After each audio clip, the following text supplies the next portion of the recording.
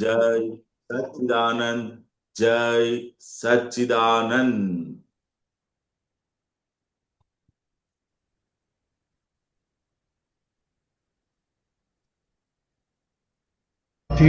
અધ્યાસ છે જીવને દેહાધ્યાસ, મોહી ચિટક્યા રાગ દ્વેષ, બેભાનીમય શ્વાસ. મારું શરીર તે હું જ છું, હું વાણી બોલનાર. ખાધું પીધું મેં કર્યું સર્વાંગે એકાકાર. દેહાધ્યાસી માન્યતા પૌદગલિક કરમ, જેવા ચશ્મા દ્રવ્યના તેવા ભાવભરમ. ભ્રાંતિ રોંગ બિલીફમાં દેખે છે વ્યવહાર, કિંતુ કશાઈ ગળથુથી દુઃખાનંદ દેનાર. હું લક્ષ્મી ચંદમાનીને ચાલ્યા બહુ ઊંધું, દાદા પાસે જ્ઞાન લઈ છું ચરણું સીધું. હું શુદ્ધાત્મા ભાનથી ડિસ્ચાર્જર પરિણામ. દ્રષ્ટિ મોહ ઉડી જતા વર્તન મોહ નિકાલ. વર્તન મોહ નિકાલી છે કપડા ઘર આહાર. પરિગ્રહ કહેવાતો નથી, નેસેસિટી જોઈ જાણ. એક જ આ અવતારમાં કરોડ જન્મનો નાશ. સમજે ત્યાં ઉકેલ છે પાંચ જ આજ્ઞા ખાસ. દાન ક્રિયાકારી ખરું દ્રષ્ટિ કરે છતી. સવડી સમજણ સમકીતિ વાત જ લે સવડી. રિલેટિવ રૂપલક્ષ્મી ચંદ ફાઇલ નંબર 1. ફાઇલ નંબર 2 હિસાબ સૂક્ષ્મ ઋણાનું બંધ. વ્યવહારે પ્રયત્નો બાદ આવ્યા જે પરિણામ. રૌદ્રારથ ધ્યાનો શમે વ્યવસ્થિત કરતા જાણ. ફરીથી ઉત્પન્ન થાય નહીં અહમ અશુદ્ધિયોગાળ. અથડામણને ટાળવા સમભાવે નિકાલ. ખોલી પ્રાકૃત ચોપડો ઉપયોગે અભ્યાસ. ભૂલ વિણે શુદ્ધાત્મા લ્યો દાદા નિધિ ધ્યાસ. જય સચ્ચિદાનંદ. વ્યવહાર સાથે મોક્ષ આપેલો છે, એટલે કે વ્યવહાર ઓગાડ્યા વગર, વ્યવહારનો કોઈ પણ રીતે ઉકેલ લાવ્યા વગર દાદાની કૃપાથી અને દાદાનું નિયાણું હતું કે સંસારી લોકોને જે સાધુઓએ તુચ્છ ગણ્યા છે અને એ લોકોને નીચા ગણેલા છે, અને તે ઋષભદેવ ભગવાને ભરત રાજાને આજ અક્રમ વિજ્ઞાન 1300 રાણીઓ જોડે રહેતા, મહેલમાં રહેતા, યુદ્ધો કરતા મોક્ષ પ્રાપ્ત થાય એની ગેરંટી સાથે એમને આ અક્રમ વિજ્ઞાન આપેલું. અને દાદાની ભાવના અને નિયાણું કે આ વિજ્ઞાન જ્યાં સુધી સંસારીઓને આપવું નહીં ત્યાં સુધી હું મોક્ષે નહીં જાઉં, એમાં આપણે બધા લાભી ગયા. એટલે જે વ્યવહારનો ઉકેલ લાયા નથી તે આપણને હજી એ વ્યવહાર ગૂંચવે છે. એનું કારણ એ છે કે આપણને વ્યવહારનો જ પરિચય હતો અવતારોથી. આ જન્મમાં અક્રમ વિજ્ઞાન મળ્યું છે એટલે શુદ્ધાત્માનો સીધો અનુભવ.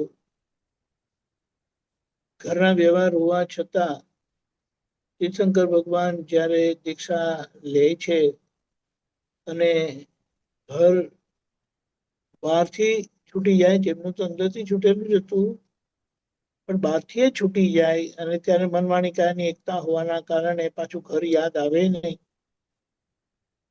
અને નીકળ્યા. એ એમની જે આંતર ભૂમિકા છે તે આપણી એવી છે. અને એટલા માટે અહીંયા કીધું કે આજે સંકિત પ્રાપ્ત થયેલું છે. સંકિત એટલે શ્રદ્ધા એવી કે કોઈ શંકા નહીં, એટલે શંકા વિનાની શ્રદ્ધા.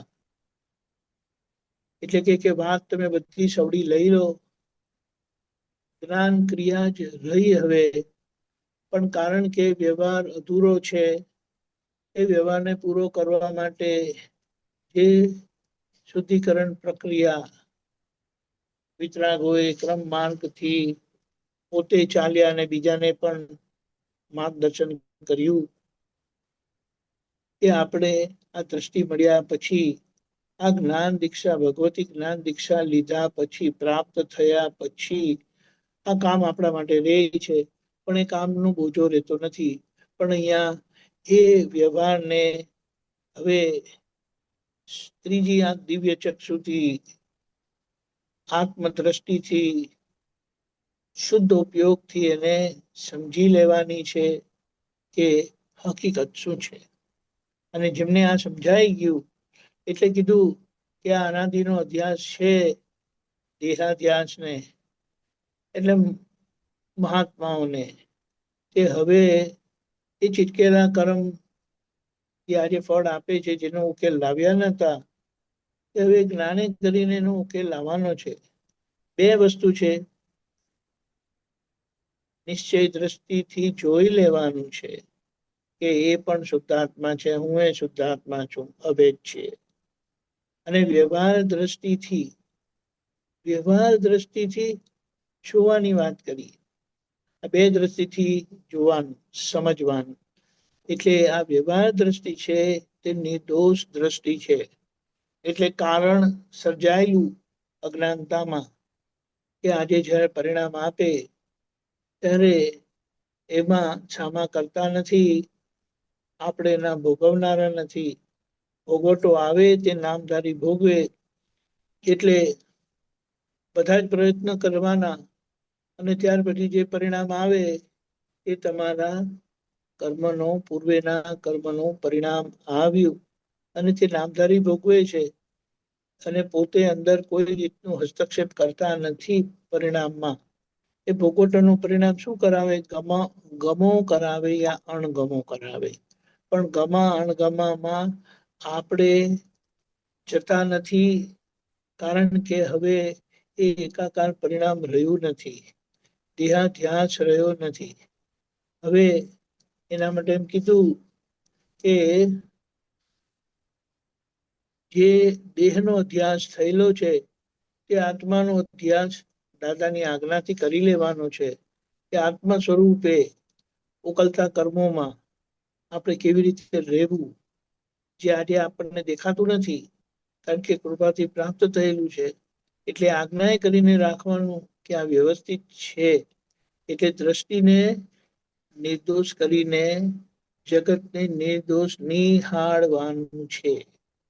અને નિહાળતા એ વ્યવહાર દ્રષ્ટિની આજ્ઞા પૂરી થશે. જે દાદાએ કીધું અમારી ઓલમોસ્ટ પૂરી થઈ ગઈ, પણ અમુક દોષો જે મનવાની કાયની એકતા હોય ત્યારે જ એનો ઉકેલ આવે, એ એમના રહેલા છે. પણ એ આજે એમાં કઈ થઈ શકે એમ નથી. દાદા કહે કે અમારે ના થયું તો તમારું બી થવાનું નથી, પણ તમે આજે મારા જેવા થઈ શકો છો. એટલે એ સમજણથી આ વાત, એટલે અહીંયા જે કીધું છે ફરીથી ઉત્પન્ન થાય નહીં અહમ અશુદ્ધિ ઓગાળ. ફરીથી એ કયા અહમની તો કે ડિસ્ચાર્જ અહંકારની જે પોપટો કરાવે છે, અને એના લીધે એ ભોગતા ભાવની અસરમાં આવવાથી અથડામણ થાય છે.